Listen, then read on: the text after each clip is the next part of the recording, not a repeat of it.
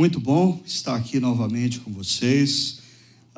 Eu estive aí afastado nas últimas 2 semanas da nossa comunidade, mas é porque, se por um lado o ano de 2018 ainda não começou para você, aqui na nossa comunidade o ano de 2018 já começou.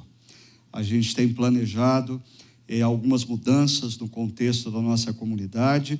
Vocês foram informados nos últimos domingos acerca disso. Nós caminhamos para no início do ano de 2018, fundir, unificar 3 das nossas comunidades em 2 comunidades. Uma das comunidades, a Norte e Sul, vai ser integrada no Paineiras Manhã e no Chácara Barão. A comunidade de Chácara Barão vai passar a se reunir domingo pela manhã, simultaneamente ao Paineiras Manhã. Aí tudo isso envolve, da nossa parte, já planos de expansão lá no Chácara Barão, alugando a propriedade ao lado, fazendo reformas. Nós estamos sonhando ali com uma cafeteria missionária, uma cafeteria para alcançar os jovens daquela região. Nós também vamos trabalhar em algumas reformas aqui, criando e construindo um novo espaço Kids para as nossas crianças. Então eu peço para você as suas orações e o seu compromisso nessa caminhada, porque nós vamos precisar de vocês nessa transição. Fora, é claro, a recomposição da nossa equipe pastoral e ministerial para o ano de 2018, os projetos de plantação, e aí envolve parte da minha ausência nos últimos domingos, conversando com alguns parceiros de igrejas dos Estados Unidos. Nós estamos sonhando com alguns projetos altamente estratégicos, mas também altamente caros.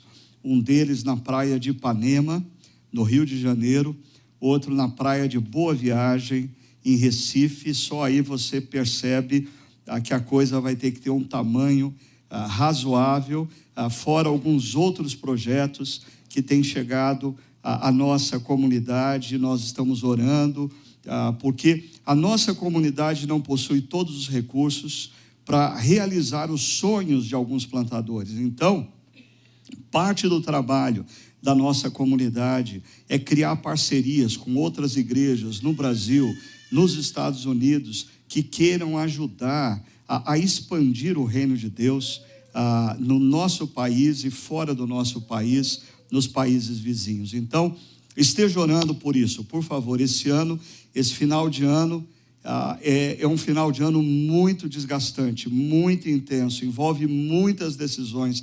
Nós precisamos de muita sabedoria e o seu compromisso em oração. Mas é muito bom estar de volta também para fazer a coisa que eu mais gosto de fazer na minha vida, que é ensinar e pregar acerca da palavra de Deus. Então é bom estar com vocês aqui, nesse campo, estar também com você que nos acompanha pela internet. E nós estamos hoje iniciando essa nova série, Reformando a Vida e a Cultura. É claro, esse tema, ele está diretamente relacionado ao que está acontecendo esse ano.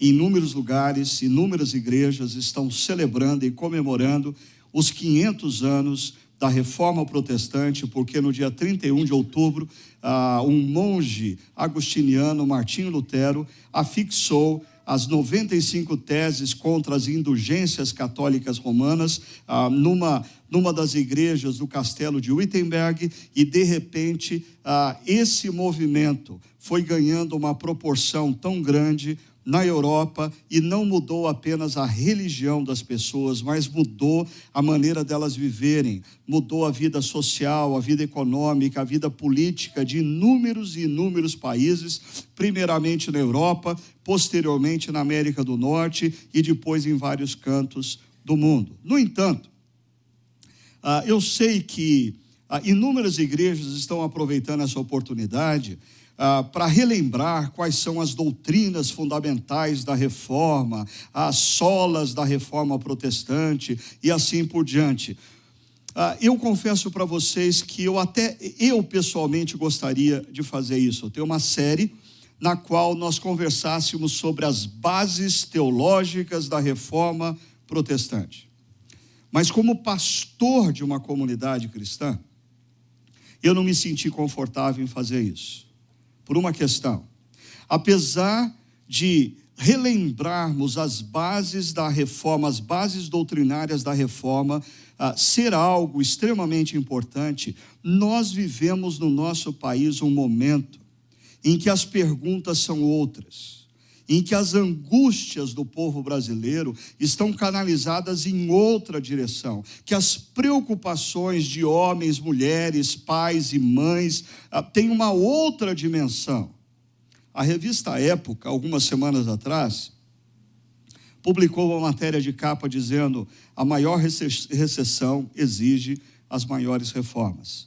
É interessante a gente pensar que no nosso país nós nunca ouvimos tanto o termo reforma. A reforma da Previdência, a reforma do ensino médio, a reforma da trabalhista, a reforma política, a reforma fiscal.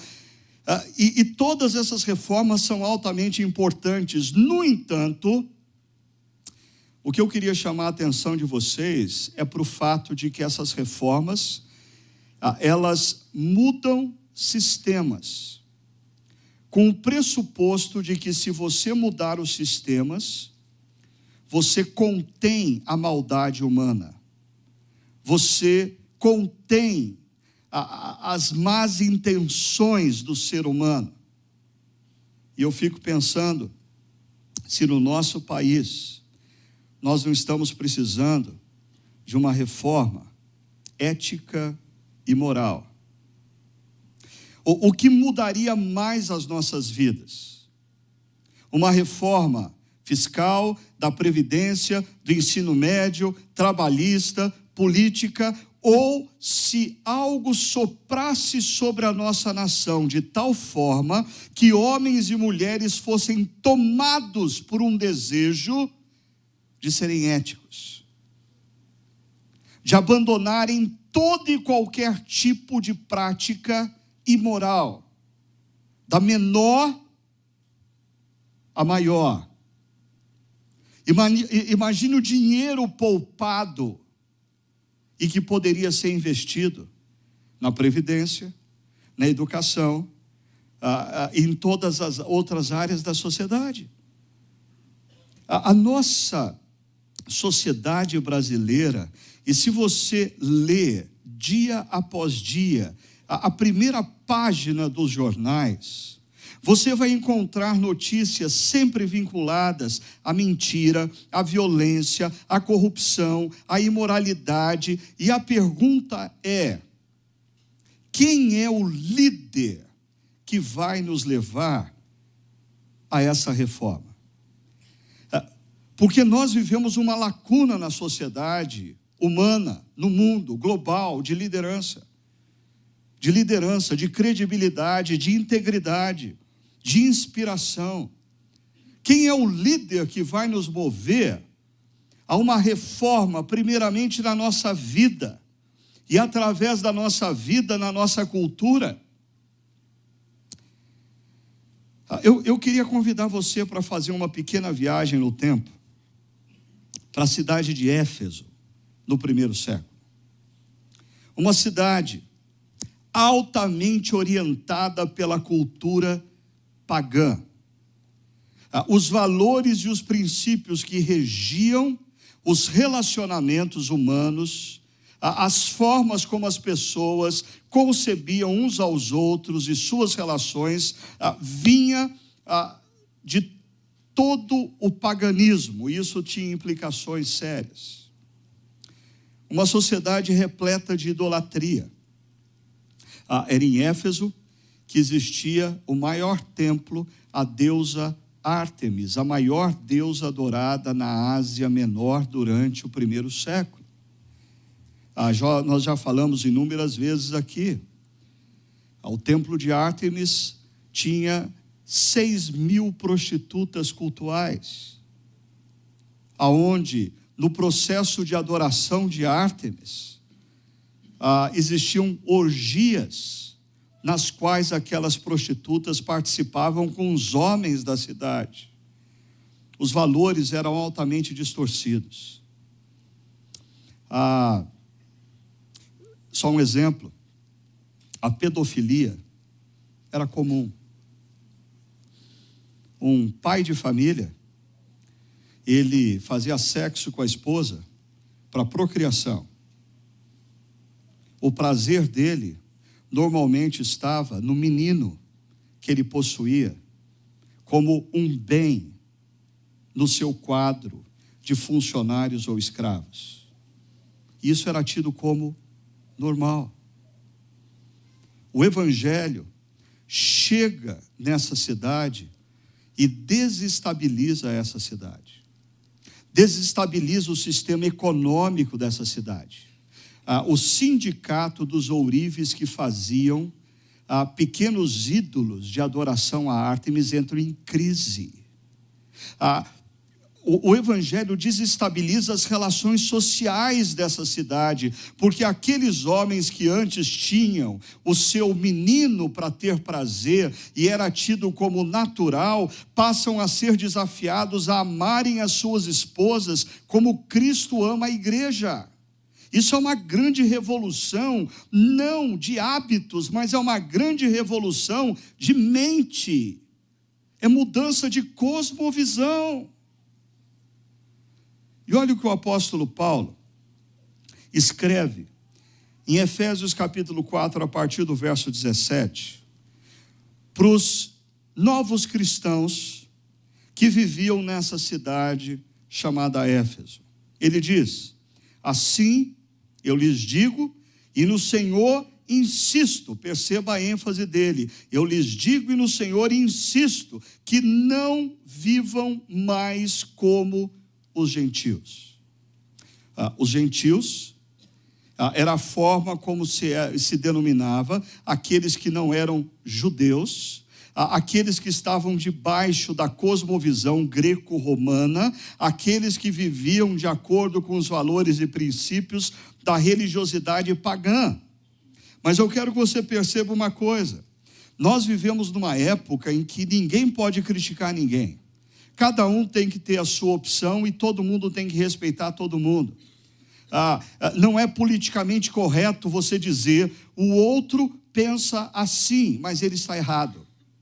O apóstolo Paulo não está aqui instigando o racismo, nem instigando o preconceito, dizendo para que os cristãos não se relacionem, os cristãos não amem, os cristãos não gostem, não tenham amigos gentios. Não, ele está dizendo que os cristãos, os que são discípulos de Cristo, não devem viver a partir do mesmo paradigma de vida dos gentios. O que está acontecendo aqui é que Paulo está demonstrando a percepção de que a cultura que nos envolve não é um elemento neutro. Mas a maioria de nós pensa que a cultura que nos envolve é neutra.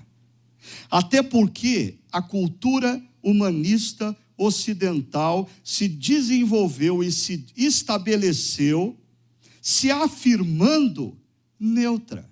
Por exemplo, pode ou não pode ter educação religiosa nas escolas públicas? Alguns vão dizer, não pode.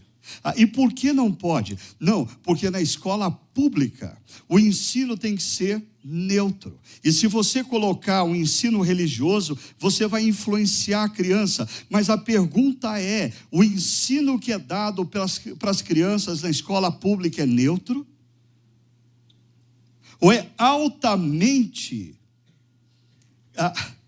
tomado por todos os valores da sociedade ocidental, humanista, secularizada? As crianças numa escola pública são influenciadas pela ideologia de gênero, as crianças na escola pública são influenciadas por determinadas ideologias partidárias.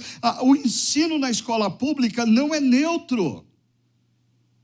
Mas nós, cristãos, vivemos nesse canto do mundo, achando que tudo que acontece na nossa cultura, os filmes que nós assistimos, as músicas que nós escutamos, os programas de televisão, os livros que são publicados, eles são neutros. Não são. Eles são parte de uma religião chamada humanismo ocidental, que tenta roubar de você a centralidade de Deus, a centralidade dos princípios e valores dados por Deus. Já vou voltar nisso.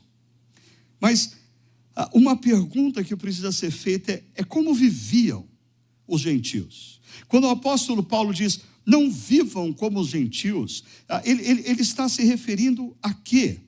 Olha só o texto, diz, os gentios vivem na inutilidade de seus pensamentos.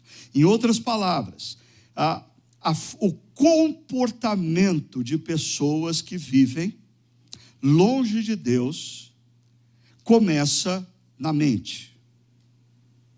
Começa na mente.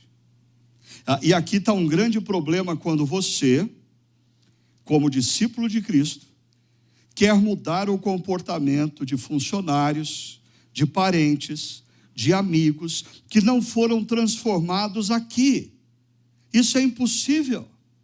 Como cristão, você pode e deve dizer a ele o que você pensa sobre o comportamento, mas você não tem como obrigá-lo a viver um comportamento que é fruto do paradigma mental dele.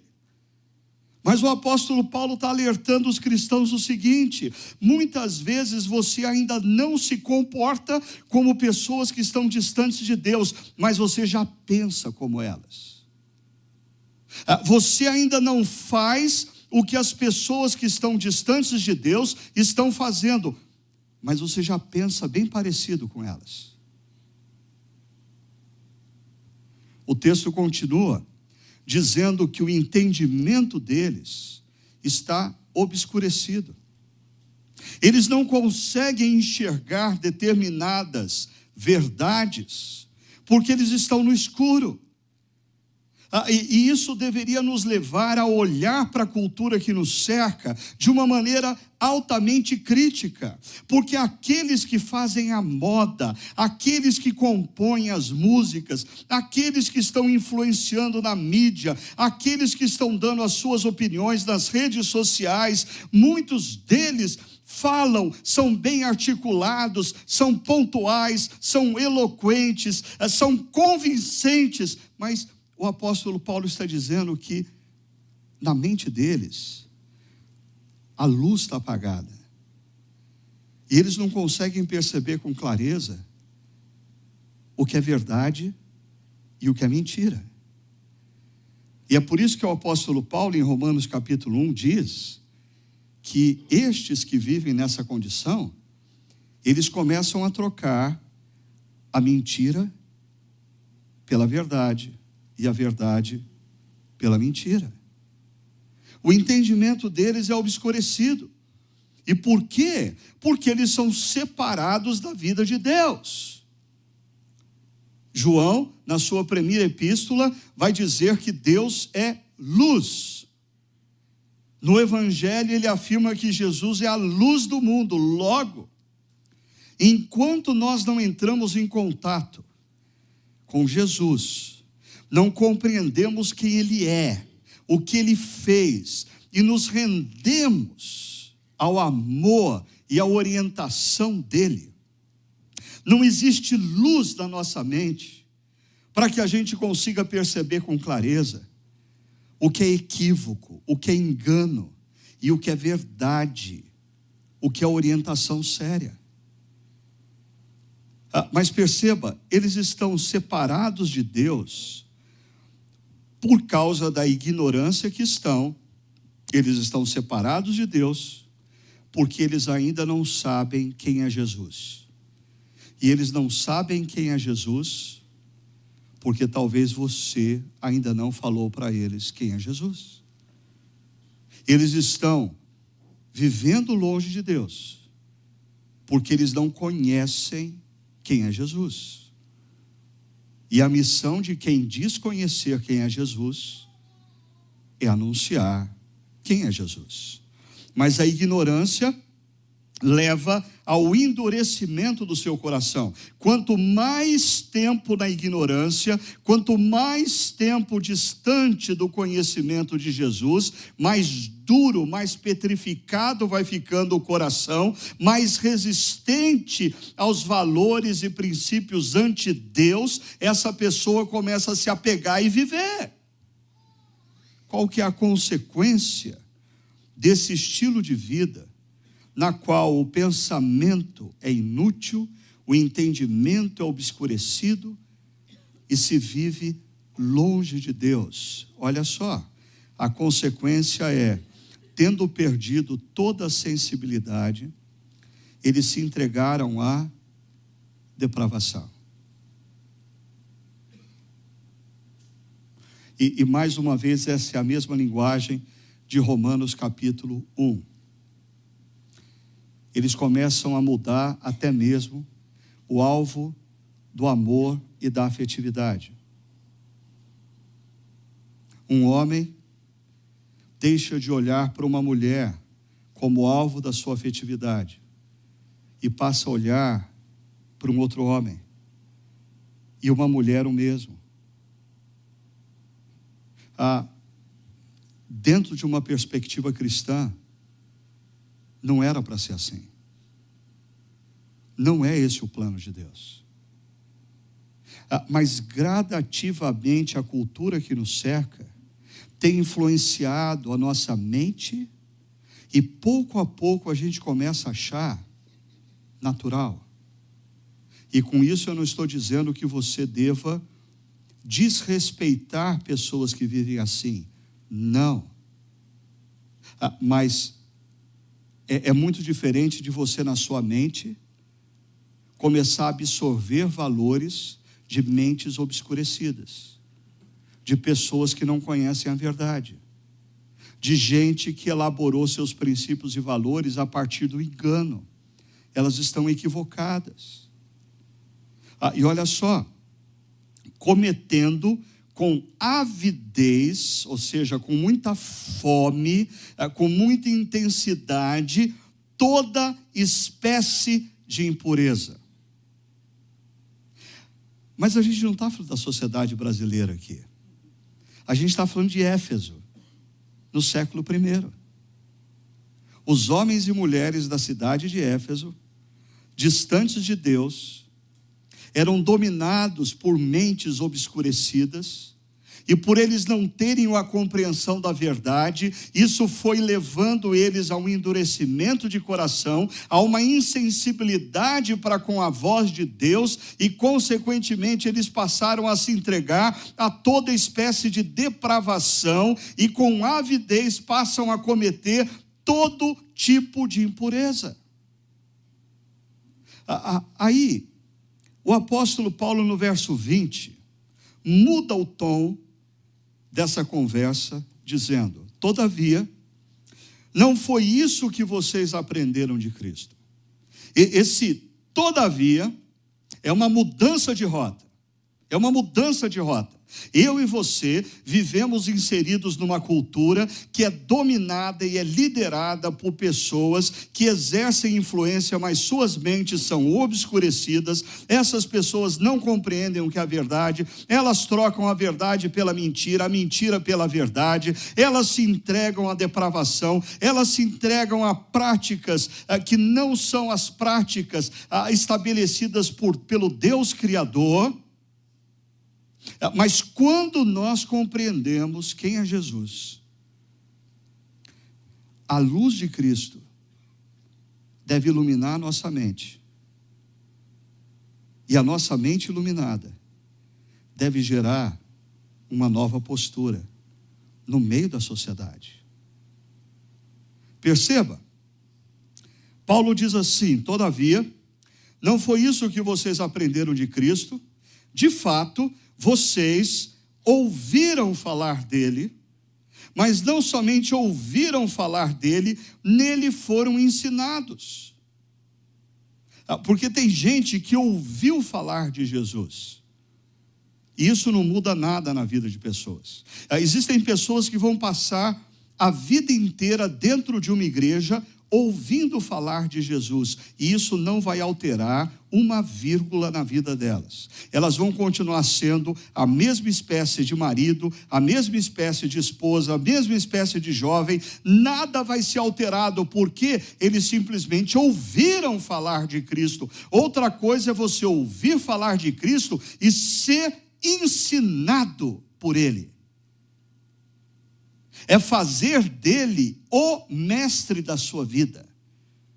É fazer dele o Senhor da sua vida. É deixar que Jesus, com sua vida e os seus ensinamentos, ilumine a sua mente e gradativamente te liberte de toda espécie de obscuridade, de toda espécie de equívoco, de toda espécie de engano, e comece em você uma transformação de dentro para fora. Nós somos ensinados, segundo Paulo, de acordo com a verdade. E a verdade está onde? Em Jesus. Porque nós conhecemos como ser humano os descendentes do homem que não deu certo, Adão. Adão é o homem criado à imagem e semelhança de Deus,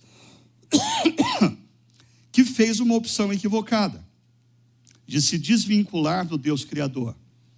E essa desconexão gerou em Adão e todos os seus descendentes inúmeras disfunções e distorções. Então, quando nós olhamos para os filhos de Adão, eu e você, nós não conseguimos ver qual é o projeto original de Deus. Mas quando nós olhamos para Jesus, em Jesus nós temos exatamente como um homem e uma mulher deveriam ser à luz da vontade de Deus. Jesus é o Adão que deu certo. E porque ele deu certo, ele mereceria a vida. Mas ele opta por morrer naquela cruz para pagar a condenação que não era dele, era minha e sua. E a palavra de Deus diz que todo aquele que crê que Jesus é quem ele disse ser, e que o que ele fez foi totalmente suficiente, algo novo começa a acontecer na sua própria vida, porque essa pessoa começa a ser ensinada em Cristo em toda a verdade. Mas a pergunta é, o que Jesus nos ensina? Quando nós compreendemos quem é Jesus e nos rendemos a Ele, o que Ele nos ensina? Veja só, primeiro, quanto à antiga maneira de viver, vocês foram ensinados, ou seja, se você não está fazendo isso, é um problema seu. Mas Paulo está dizendo que o cristão, o discípulo de Cristo, quando compreende quem é Jesus e se rende a Jesus, Jesus nos ensina que nós devemos fazer o quê? Nos despir do velho homem. Nos despir, tirar as roupas que estão sobre nós, roupas que nós colocamos, quando as nossas mentes ainda eram obscurecidas, quando nós ainda tomávamos decisões equivocadas, quando ainda nós trocávamos a verdade pela mentira, a mentira pela verdade. Nós devemos nos despir do velho homem, e veja só, Paulo acrescenta que se corrompe por desejos enganosos. Aqui nós temos a oportunidade para perceber uma coisa. Existem 3 grandes forças que nos levam a não vivermos o projeto de Deus nas nossas vidas, que nos é oferecido em Jesus. A primeira força é a que Paulo aponta aqui, os nossos desejos enganosos. O que são os desejos enganosos? É a nossa natureza humana pós-queda, a nossa natureza humana pós-desconexão com Deus. E perceba, talvez aqueles que fazem e influenciam a nossa cultura e defendem determinadas coisas, eles não partem do pressuposto de que houve uma queda, de que houve uma desconexão. E quando você compreende que houve uma queda, houve uma desconexão, isso muda toda a história. Eu costumo ilustrar pensando na seguinte cena: se eu apresento para você uma Ferrari que foi vítima de um capotamento, o sujeito capotou e enfiou a frente da Ferrari num poste. Você só consegue saber que é uma Ferrari por causa do escudo da Ferrari, o resto está tudo deformado. E eu apresento isso para você e eu digo: isso é uma Ferrari. E você começa a estudar e tomar lições a partir daquele entulho, dizendo: então uma Ferrari vive assim, uma Ferrari é assim, uma Ferrari é assado. Peraí, você esqueceu de um detalhe: aquela é uma Ferrari pós-acidente. Se eu te mostrar uma Ferrari antes do acidente, você vai perceber que aquilo que você estava estudando não é tão natural. Aqueles desejos que as ciências naturais dizem é natural do ser humano, não, eles são fruto de um acidente. Tudo em mim está disfuncional. O meu corpo produz células cancerígenas. Os meus desejos são disfuncionais. A violência agora está em mim, nas minhas relações. A minha relação com a natureza é disfuncional. É uma relação de consumo excessivo que prejudica todo o meio ambiente. Por quê? Porque houve uma queda. Jesus é um insight de Deus para nós, para a gente perceber como que era a Ferrari antes da queda. Então, voltando aqui, os nossos desejos, eles estão em desordem. Você não pode dizer que algo é natural porque você deseja. Não, o seu desejo é disfuncional. As suas vontades não são mais vontades funcionais. Por isso você precisa ter senso crítico para com os seus próprios desejos e vontades. Mas o que atrapalha grandemente aí é porque nós estamos cercados também por forças espirituais. Lúcifer e os demais anjos caídos, que estão constantemente em uma dimensão espiritual invisível, fazendo uso dos seus desejos enganosos, criando situações para que você dê vazão aos seus desejos enganosos. E complica ainda mais isso, lembrando que gradativamente os nossos desejos enganosos e essas forças espirituais criam estruturas culturais que o tempo todo dizem a você que o seu desejo é legítimo, que o seu desejo é lícito. Então você tem desejos enganosos, você tem forças espirituais que tramam situações para você dar vazão aos seus desejos enganosos, e você tem uma cultura em torno de você legitimando tudo quanto é enganoso, mas dizendo que tudo isso é lícito. Você percebe o que Paulo está querendo dizer? Que a gente precisa se despir do velho homem. Nós precisamos nos despir de tudo aquilo que nós inserimos na nossa vida e que não diz respeito a uma vida a qual a mente está iluminada pela glória de Deus, mas diz respeito a mentes obscurecidas pela ausência de Deus. Mas Jesus ainda nos ensina a sermos renovados no modo de pensar. E isso aqui envolve cosmovisão. Porque uma coisa que eu tenho salientado ao longo dos anos aqui na chácara inúmeras vezes, é que a grande maioria daqueles que se dizem crentes, a grande maioria daqueles que se dizem cristãos, ainda não caiu a ficha de que, ao assumir que você é cristão ou discípulo de Cristo, você está assumindo uma cosmovisão completamente diferente. Eu vou repetir, completamente diferente da cosmovisão daqueles que nos orientam, nos influenciam através da mídia. Deixa eu tentar explicar isso rapidamente para você. Qual é a cosmovisão humanista? O universo é fruto do acaso. Só aí já altera grandemente as coisas. O universo é fruto do acaso, o homem é o sujeito da história. A história está nas mãos do homem. Quer você seja capitalista, quer você seja marxista, você trabalha com o mesmo pressuposto. Quem vai fazer a história é o homem. Quem vai conduzir a história a um bom fim é o ser humano. Outra, a ciência é a base de toda a verdade. O que não pode ser provado cientificamente não é verdade. Nós confiamos que a ciência tem a verdade. Ainda, as normas são convenções sociais. Porque se nós viemos do nada, se o universo foi criado por acaso e o homem é o sujeito da história, faz o que te dá na cabeça.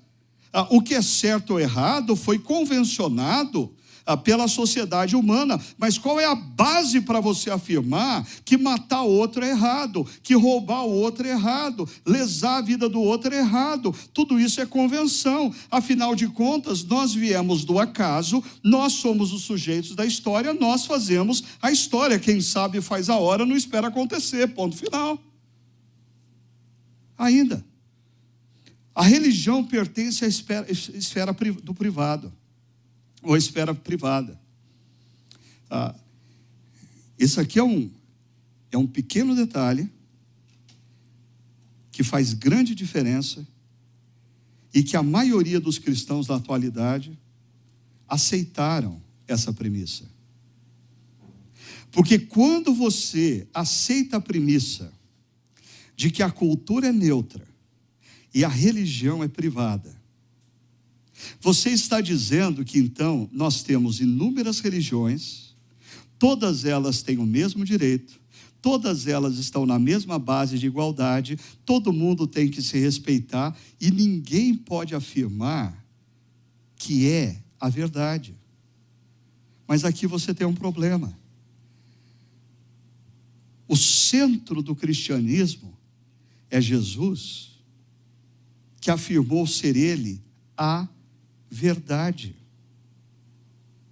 E parte imprescindível da sua fé cristã diz respeito à afirmação de que a história da redenção é a verdadeira história.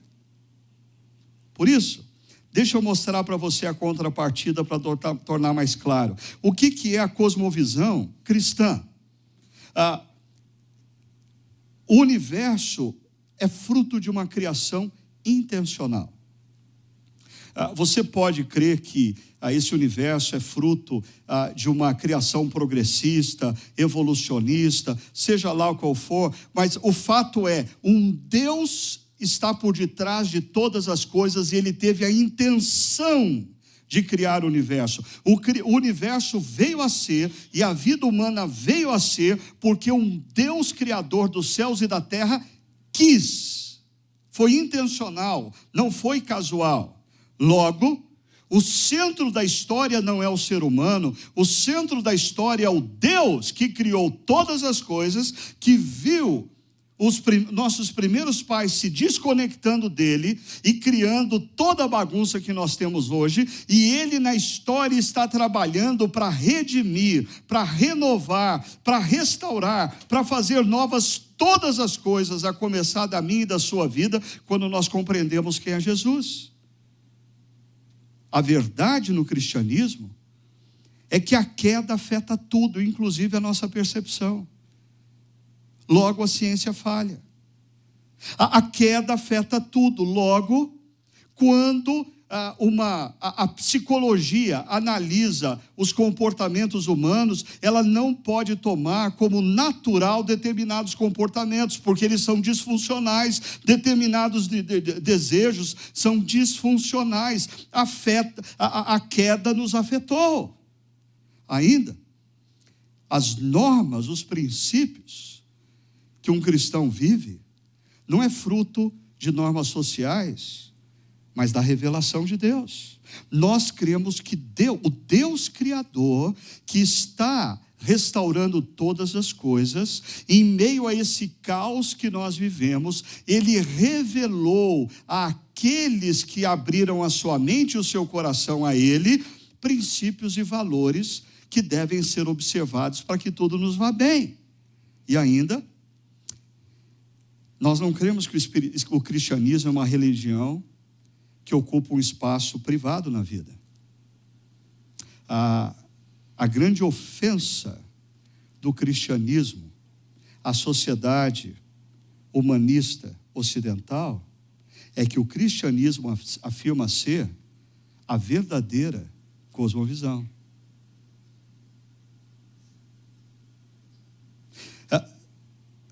Você já percebeu que existe um determinado nível de tolerância para com ideologias, para com religiões, para com seitas, para com filosofias de vida, que não fazem essa afirmação contundente?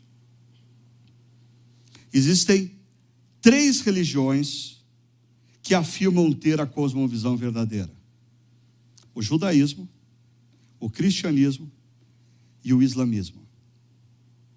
Dessas 3 religiões, o que é assustador é que os seguidores que de fato encarnam essa verdade são os seguidores do islamismo.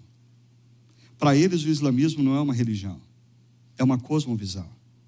Por isso, o islamismo tem algo a dizer sobre o Estado, sobre a economia, sobre usos e costumes, sobre o casamento. Por quê? Porque não é uma religião que se atém à vida privada, é uma cosmovisão. Mas espera lá, nós cristãos é que nos esquecemos que o cristianismo não é uma religião para ser exercitada na vida privada. O cristianismo é uma cosmovisão que, quando eu a tenho, isso muda a maneira como eu namoro, a maneira como eu sou marido, a maneira como eu sou esposa, altera o meu papel como mulher na história, o meu papel como homem na história, altera as nossas relações, altera a minha relação com o dinheiro, altera a forma como eu uso o meu dinheiro, altera como eu concebo a vida, a história e como eu vivo.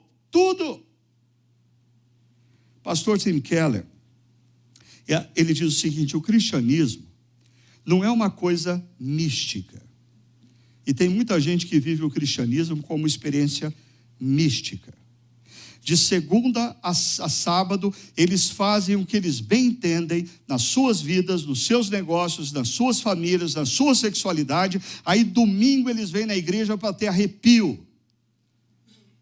E Deus fala na pregação. Se durante a pregação teve momento de dar muita risada, teve um momento de chorar muito, e no final a emoção foi intensa. Desculpa, o cristianismo não é isso. O cristianismo é você olhar para a história, para a vida, para os seus negócios, para os seus relacionamentos e perceber que tudo isso tem que ser reinterpretado à luz do que Cristo nos revelou. Tim Keller continua: o cristianismo não é uma coisa mística, nem um mero poder, o cristianismo é uma verdade. Você acredita que Jesus morreu? Você acredita que Ele foi ressuscitado? Você acredita que Ele até agora, que Ele está agora sentado à direita de Deus, reinando sobre nossas vidas? Por favor, pensa seriamente se você acredita nessas coisas, porque se você não acredita em algumas delas, está explicado por que o que você afirma crer e o que você vive está desconexo. E ele continua dizendo: você acredita que Ele, Jesus, é o seu defensor? Você acredita que quando Deus vê você, Ele o vê através de Jesus e, portanto, o ama como alguém absolutamente perfeito nele, em Jesus? E a pergunta final: como isso tudo afeta você e o seu modo de vida?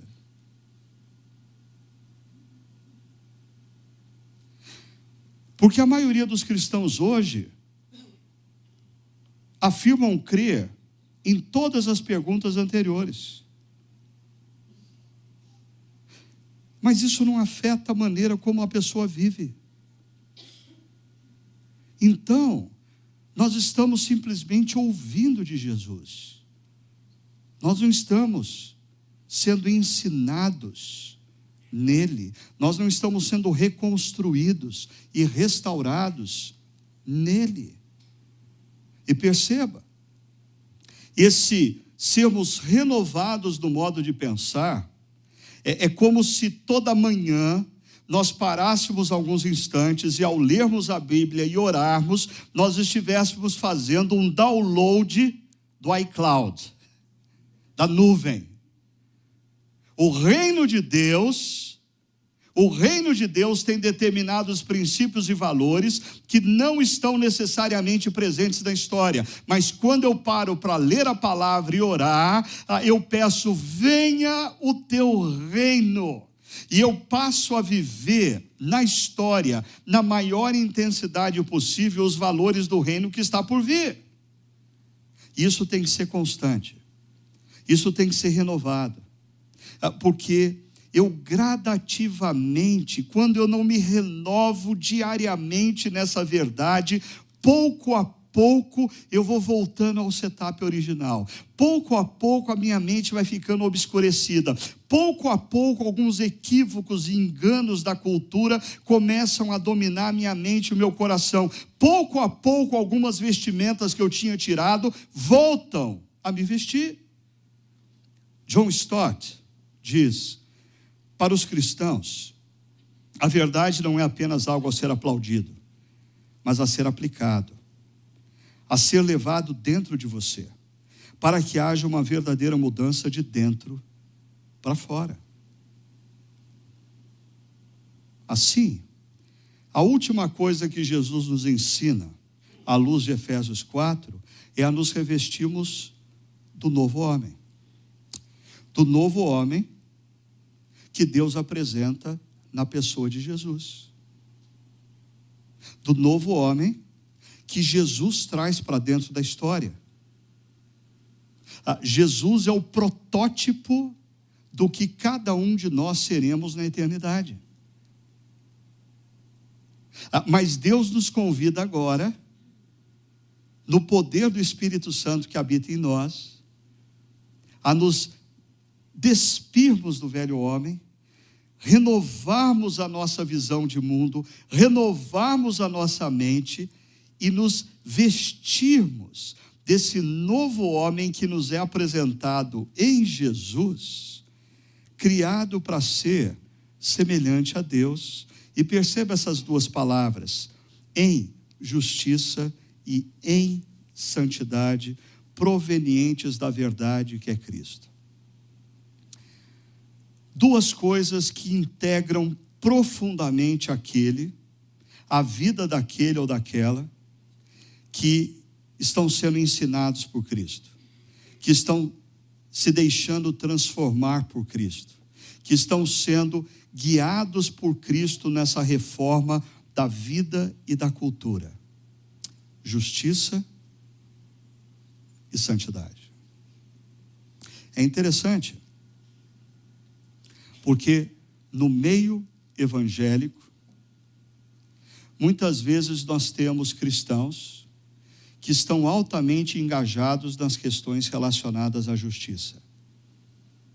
Eles estão buscando a justiça social, eles estão buscando a justiça ao pobre, eles estão buscando a justiça das minorias, e tudo isso é certo. O que não é certo é você buscar justiça sem santidade. Por outro lado, nós temos aqueles irmãos mais avivados que buscam santidade. Eles não vão em determinados lugares, eles não bebem determinadas bebidas, eles não assistem determinados filmes, eles não vão em determinadas situações, eles não se envolvem com aqueles pagãos, aqueles amigos e parentes que fazem determinadas festas em nome da santidade. Só que o problema é que eles buscam santidade sem justiça. Os negócios deles vão de mal a pior. Os negócios deles estão cheios de falcatruas. Os funcionários deles não os respeitam, porque sabem que eles vão numa igreja de domingo, mas veem como eles agem de segunda a sexta.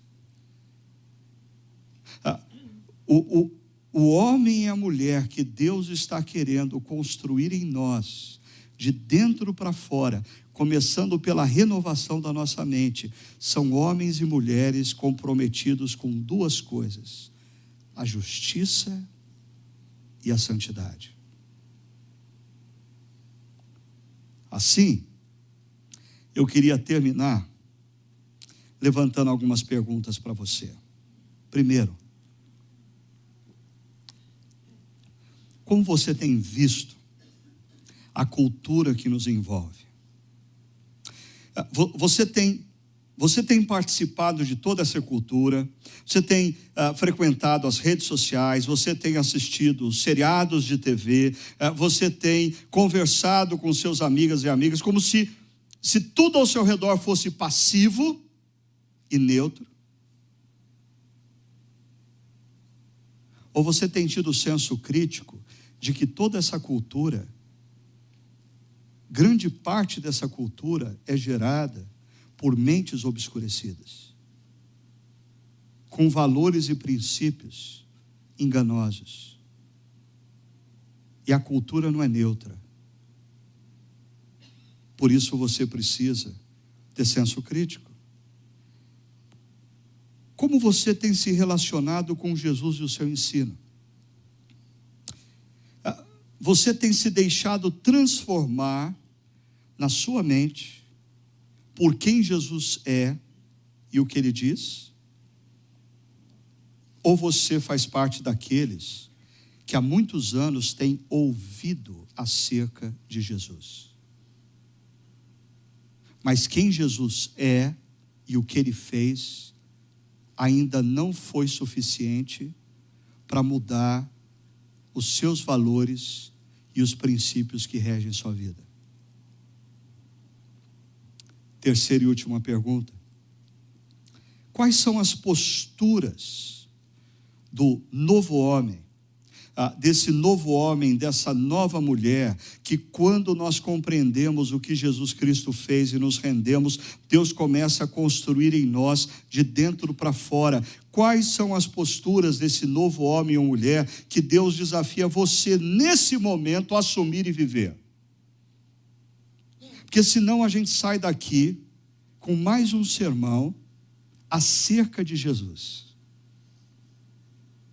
e não um sermão no qual nós aprendemos de Jesus o que Ele espera de mim como marido, como esposa, como patrão, como funcionário, como pessoa, cidadão do Brasil, alguém que vive as tensões e as crises dessa nação.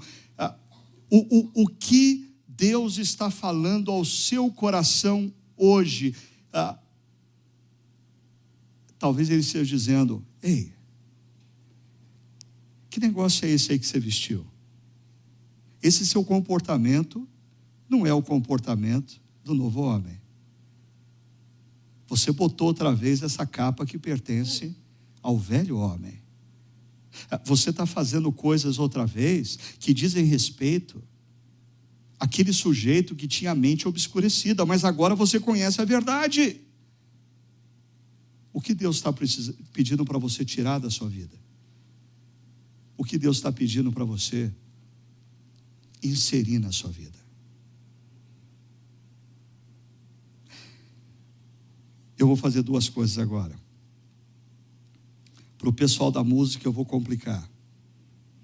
Eu vou pedir para eles cantarem novamente a música anterior à nossa reflexão.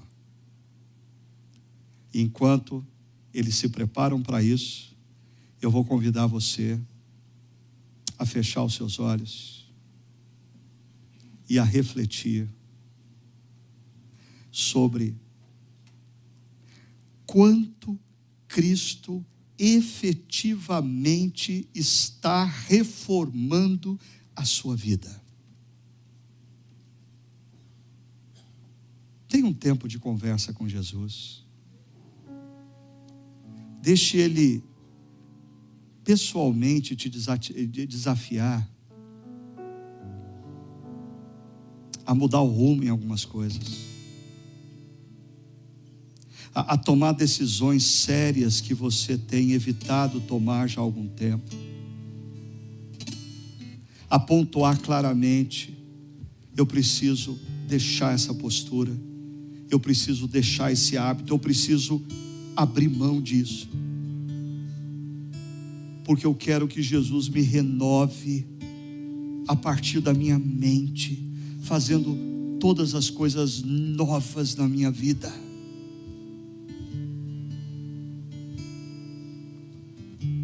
Não existe problema nenhum de você se aproximar de Jesus nessa manhã, reconhecendo que você tem falhado, que você tem errado, que você está distante do que foi ensinado. O problema é você sair daqui do mesmo jeito que você entrou. Por isso eu convido você a tomar decisões e aprender de Cristo.